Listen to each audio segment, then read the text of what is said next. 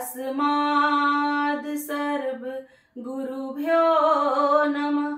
अस्मात् परम गुरुभ्यो नमः। श्रीमते रामानुजाय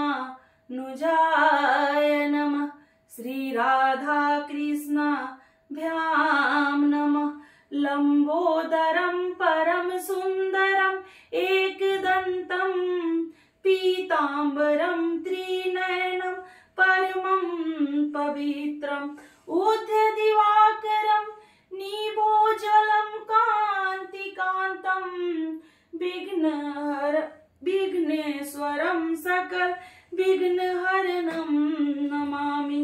अखंड मंडलाकारं व्याप्तमेन चराचरं तत्पदं दर्शितं येन तस्मै श्री गुरुवे नमः।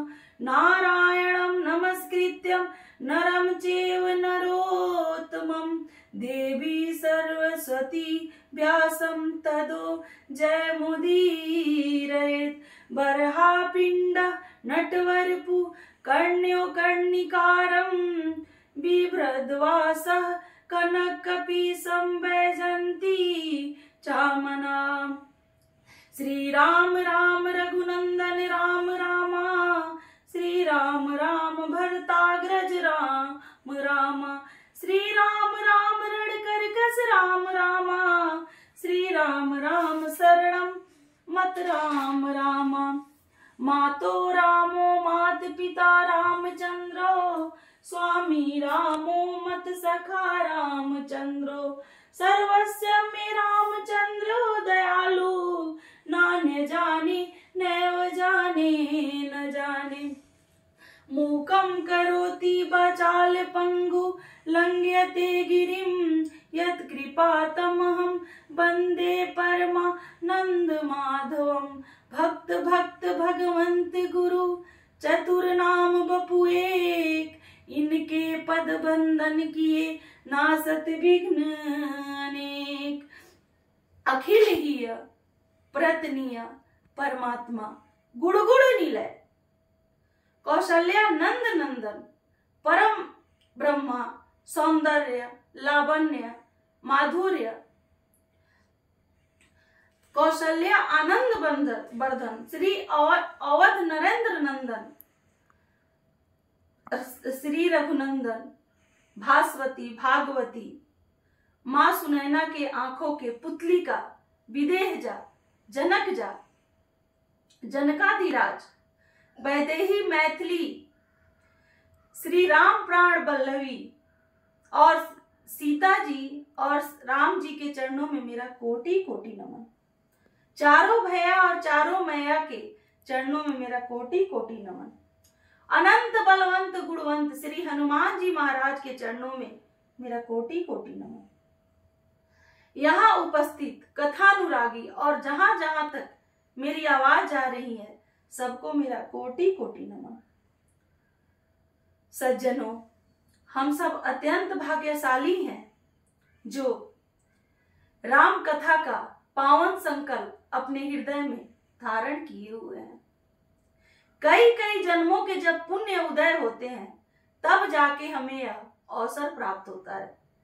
कृपा में भी जब कृपा होती है, जिसे विशेष कृपा कहते हैं, तब जाके हमें यह अवसर प्राप्त होता है। आइए अब सब हम कथा यात्रा में प्रवेश करते हैं। यही बात प्रभु भोले शंकर ने पार्वती मैया से कहा, अति हरि कृपा जाहि पर होई पाव देहि मार्ग सोई। एक होती है सामान्य कृपा जो हमें संसार से प्राप्त होती है।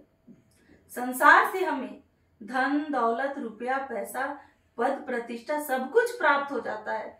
लेकिन सज्जनों, एक बात ध्यान रखना, संसार से हमें प्रभु की कथा कभी नहीं प्राप्त होती है। कब प्रभु की कथा कब प्राप्त होती है? जब खुद प्रभु की कृपा होती है। हम सब रामायण कथा को सुनने और कहने का संकल्प लिए हुए हैं। रामायण का अर्थ आखिर होता क्या है? श्री रामस्य चरितान्वितम अयनम शास्त्रम। रामचरित्र से संयुक्त शास्त्र का नाम रामायण है। रामायण का अर्थ राम जी का अयन, राम जी का घर। श्री राम अयते प्राप्ते एन तद रामायणम। जिसके द्वारा साक्षात प्रभु श्री राम की प्राप्ति हो उसे ही रामायण कहते हैं। बोलिए जय श्री राम।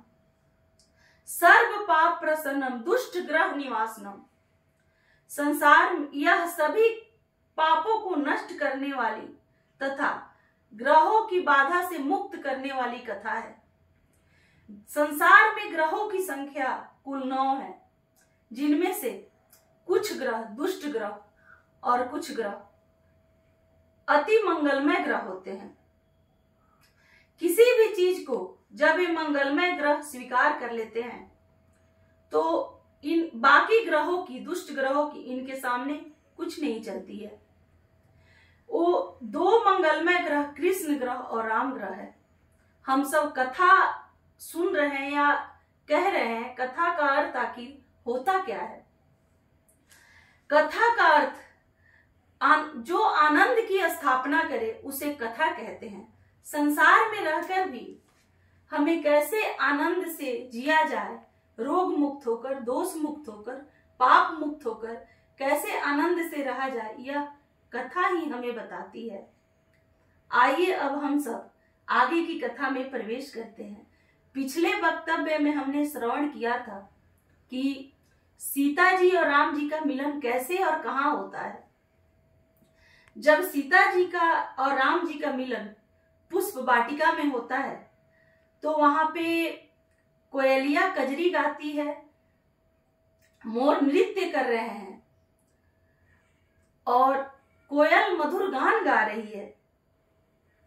सज्जनों, एक और बात यहाँ माता जानकी जी जब श्री राम जी को देखती हैं तो उन्होंने पाया कि उनके मस्तक पर पसीना की बूंदें आ रही हैं। तो उसी में से एक सखी कहती है कि ये तो इतने सुकुमार हैं कि एक पुष्प तोड़ने में इनके मस्तक से पसीना आ रहा है, तो इतने बड़ा शिव का धनुष ये तोड़ेंगे कैसे? हम तो यही सोच रहे हैं। जब सखी के बात को माता जानकी सुनती है तो उनका भी मन थोड़ा उदास हो जाता है, लेकिन फिर जब प्रभु श्री राम के बल का उन्हें भान होता है तो उनका हृदय पुलकित हो जाता है और फिर पिता के कहे अनुसार अपने घर को लौटने लगती हैं। देखन मृग बिहग तरु फिरई बहोरी बहोरी, निरखी निरखी रघुबर छवि बाढ़ आई प्रीति न थोड़ी। राघव जी के छवि को निहारने के लिए कभी मृग के बहाने, कभी मोर के बहाने, कभी कोयल के बहाने, कभी सुंदर पुष्प के बहाने सीता जी बार बार पीछे की तरफ देखती है और सखी के कहे बातों को मन में सोचती है कि ये बात सही है। एक छोटा सा पुष्प तोड़ने में राघव जी को मस्तक पे पसीना आ रहा है, तो इतना बड़ा शिव का धनुष ये तोड़ेंगे कैसे? यह सोचकर उनका मन उदास हो जाता है। फिर जब प्रभु श्री राम के बल का वो अपने हृदय में धारण करती है तो फिर सोचती है कि ना, ये तो साक्षात भगवान है, और सोच के उनका हृदय पुलकित हो जाता है और फिर पिता के कहे अनुसार घर को लौट जाती है। सज्जनों, एक बात ध्यान देने योग्य है कि भगवान की कृपा, राघव जी की कृपा अपरंपार है, विचित्र है, कोई समझ नहीं सकता, समझ से परे है। जिस पुष्प को एक छोटा बच्चा भी तोड़ सकता है, उस पुष्प को तोड़ने में भगवान को पसीना आ रहा है। जिस धनुष को हजारों हजारों राजा मिलके नहीं तोड़ पाए, उसे भगवान पल भर में तोड़ दिया। यही समझने योग्य है, भगवान की लीला अपरंपार है। फिर प्रभु श्री राम विश्वामित्र जी से मिलते हैं और उनके चरणों को प्रणाम करते हैं। ये पुष्प तोड़ने पर ही एक बहुत सुंदर भाव है एक संत का कि ये धनुष जो है ये कोई साधारण धनुष नहीं है, ये अहंकार का प्रतीक है और अहंकार को भगवान पल भर में तोड़ देते हैं। उन्हें तनिक समय नहीं लगता किसी के अहंकार को तोड़ने में। और पुष्प जो है वो भी कोई साधारण पुष्प नहीं है, भक्त के भक्त रूपी बगिया का फूल है और भक्त के भावनाओं को तोड़ने में भगवान को सच में पसीना आ जाता है मस्तक से, और अहंकार को तो भगवान पल भर में तोड़ देते हैं।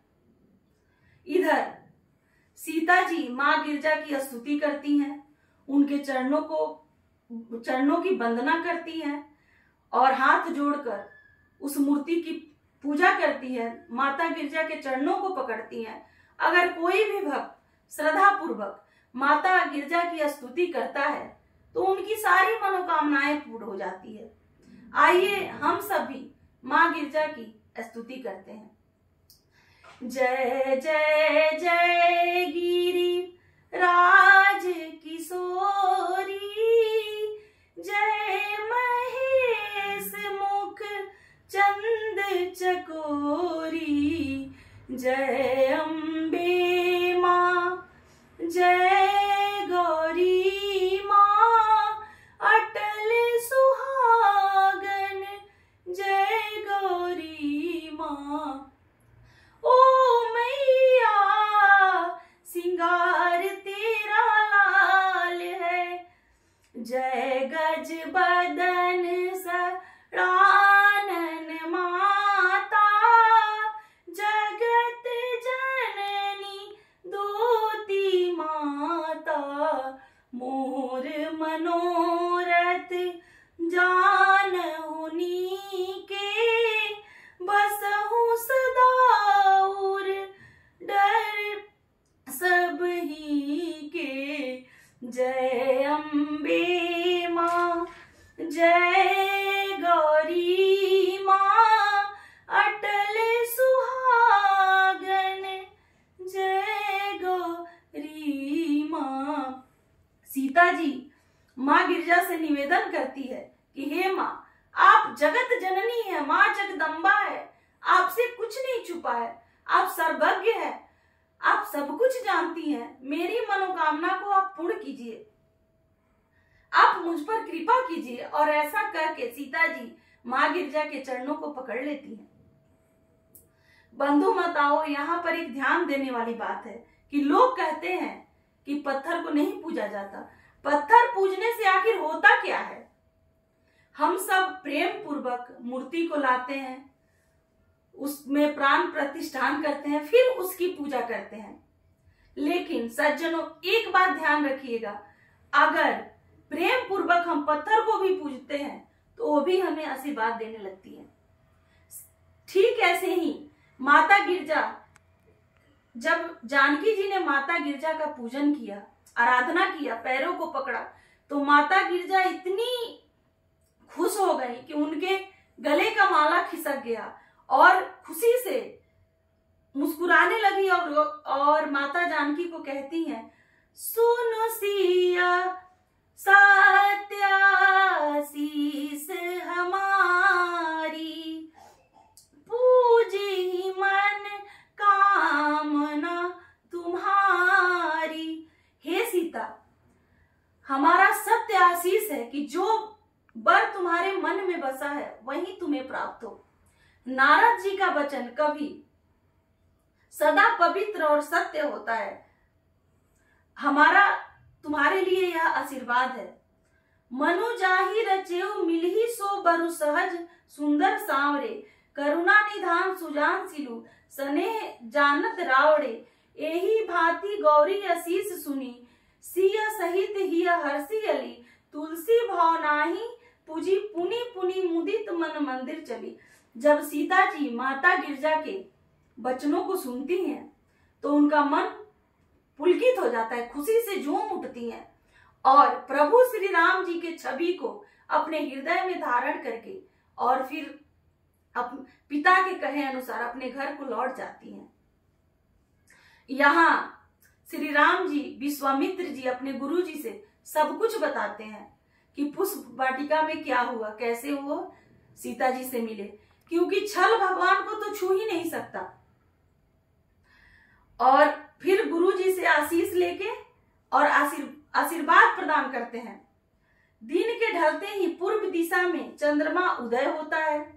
श्री रामचंद्र जी चंद्रमा को देख के ये सोचने लगते हैं कि चंद्रमा की तुलना सीता जी से तो किया ही नहीं जा सकता, क्योंकि सबसे पहले तो इसका जन्म खारे पानी में हुआ, विष इसका भाई है, उदय भी होता है तो काले दागों के साथ। तो ऐसा कह के गुरु जी के सामने राम जी ने सीता के मुख की वर्णन भी कर दिया। और फिर राघव जी गुरु जी को चरण स्पर्श किए और फिर गुरु जी से आज्ञा लेकर विश्राम किया। आज प्रातः काल की सूरज जानकी जी के भाग्य को लेके उदय हो रहा था। बंधु माताओं, बड़े बड़े देश से राजा महाराजा रंगभूमि में पधार चुके थे। और जब प्रभु श्री राम विश्वामित्र जी के साथ जब रंगभूमि में पधारते हैं तो भगवान उन्हें कई रूप में दिखाई देते हैं। जो वहां पे दुष्ट राजा बैठे थे, भगवान उन्हें काल के रूप में दिखाई देते हैं। जो वहां पे राक्षस राजा बैठे थे, भगवान उन्हें भयानक रूप में दिखाई दे रहे थे। जो वहां पे ज्ञानी राजा बैठे थे, भगवान उन्हें परम तत्व के रूप में दिखाई दे रहे थे। जो वहां पे मां सुनैना और जनक जी को भगवान पुत्र के रूप में दिखाई दे रहे थे, सारे जनक वासियों को भगवान रिश्तेदार के रूप में दिखाई दे रहे थे। इसी पर एक संत की बड़ी बढ़िया भाव है, बड़ी सुंदर भाव है। जाकी रही जिन्हीं की रही भावना जैसी, प्रभु मूरत देखी तिन तैसी। जिसकी जैसी भावना रहती है, प्रभु उसे उसी रूप में दिखाई देते हैं। जब भगवान रंगभूमि में पधारते हैं तो सभी मंचों में एक मंच अधिक प्रभावशाली और सुंदर उज्जवल बना हुआ था। जनक जी ने विश्वामित्र जी के साथ दोनों भाइयों को वहीं बैठाते हैं।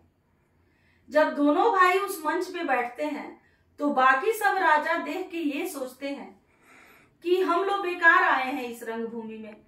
जनक जी ने तो पहले ही वैदेही मैथिली का विवाह, सीता जी का विवाह इन्हीं से तय कर दिया है। हम लोग को घर लौट जाना चाहिए, हम लोग को यहाँ नहीं रुकना चाहिए। ये कहकर सब राजा मन में सोचने लगते हैं। फिर उसमें से जो कुछ दुष्ट राजा हैं वो ये कहते हैं कि ऐसे कैसे धनुष तोड़ के सीता को प्राप्त करना है, तो ऐसे सहज में सीता को हम हाथ से जाने नहीं देंगे, हम भी धनुष तोड़ेंगे, ऐसे नहीं छोड़ेंगे। जब ये सब बातों को जब ज्ञानी जो महर्षि ऋषि मुनि वहां बैठे हुए थे, जब वो लोग राजा लोग की बातों को सुनते हैं तो मुस्कुराने लगते हैं। अब इस लीला चरित्र की नायिका सीता जी रंगभूमि में पधार रही हैं। सखिया पीछे पीछे मंगल गान गा रही हैं। रूप और गुणों की खान जगत जननी मां जगदम्बा के रूप का तो वर्णन किया ही नहीं जा सकता, क्योंकि ये जितनी उपमाएं हैं, ये काव्य की जितनी उपमाएं हैं, ये प्रकृति से लिया गया है। और जबकि जानकी जी की भगवान स्वरूप शक्ति अप्राकृतिक है। जब सीता जी ने रंगभूमि में पधारा, प्रवेश किया, तो अप्सराएं पुष्प की वर्षा गाने लगी, कोयलिया गान गाने लगी, मोर नृत्य करने लगे और सब जितने भी राजा महाराजा वहां बैठे थे सब सीता जी को निहारने लगे। पर सीता जी एक ही को देख रही थी, बार बार वो राघव जी की तरफ ही देख रही थी। सिया चकित चित राम ही चाहा, भय मोह बस सब नर नाहा, मुनि समीप बैठे दो भाई, लगे लल की लोचन निधि पाई। जैसे ही माता जानकी मुनि के पास बैठे दोनों भाइयों को देखती हैं, राघव जी को देखती हैं। राघव जी के देखते ही उनका मन हर्ष से भर जाता है, बहुत खुश हो जाती हैं और बार बार राघव जी को ही देख रही हैं। जब फिर मुनि जन और सारे सबको देखती हैं तो शर्मा के और दूसरे तरफ देखने लगती हैं।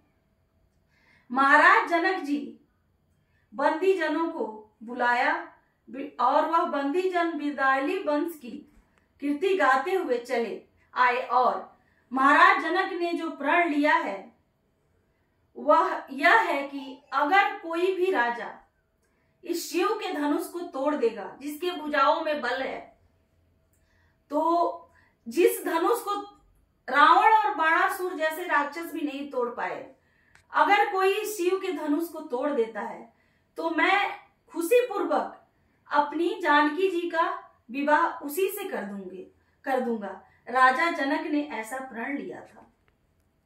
ये ऐसा कहे फिर सब राजा अपने मन में विचार करने लगे। फिर आगे क्या होता है, धनुष कैसे टूटता है, शिव का धनुष कौन तोड़ता है, यह हम आगे की कथा में श्रवण करेंगे। तब तक के लिए शुभ रात्रि।